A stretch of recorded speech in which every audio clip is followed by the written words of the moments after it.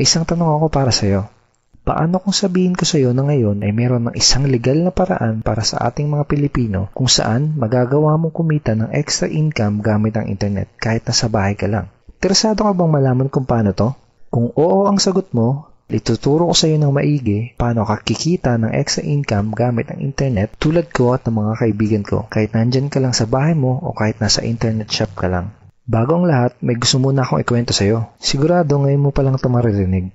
8 months ago, bandang 3:30 ng hapon, dalawang magkaibigan ang sabay na gumawa ng sarili nilang Facebook account. Ito ay sila Paul at si Eric. Bukod dito, madami pang pareho sa dalawang magkaibigan na to.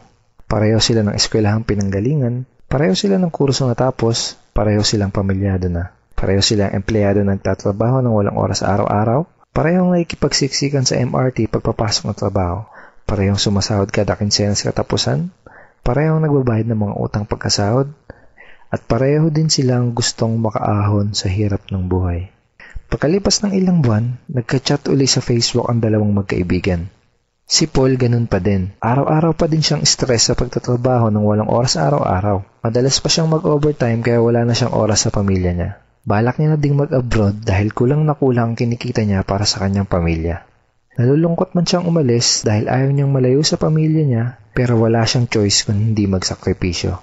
Si Eric naman, kaka-resign lang. Di na daw niya kailangan ng trabaho. Kumikita na kasi siya ng malaki kahit nasa bahay lang siya kasama ang mag-ina niya. Malaki na din daw ang perang naipon niya sa bangko. Gusto mo bang malaman kung anong pinagkaiba nila? Si Paul gumagastos at nag-aaksaya lang ng oras sa tuwing mag-i-internet. Si Eric naman, ginamit niya ang Facebook at internet para kumita at magnegosyo. May tanong uli ako sa'yo. Gumagamit ka din ba ng computer para mag-Facebook at mag-internet?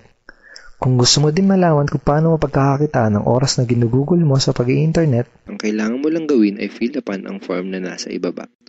Ito ang ilan sa mga ordinaryong Pinoy na katulad mo na nagkaresulta, kumikita gamit ang internet. Lenton Montejo from Davao City, Philippines. I earned $1,200 in 7 weeks. Jeff Perez from Quezon City, Philippines. An ordinary guy like me has earned over $4,000 in 2 months. Ivy Amor Dahino from Bangkok, Thailand. Highly recommended opportunity. I've just mentioned this to my friends. Kiko Javier from Davao, Philippines. I'm now averaging about $700 per month since I started this. Reden Kakista, Riyadh, Saudi Arabia. I earned $6,460 using internet only. I'm here in the Middle East working and I'm even earning more than my salary here. Nakakatuwa, di ba? Nung una, naniwala lang sila at sumubok. Ang maganda, pwede ding mangyari sa iyo mga to.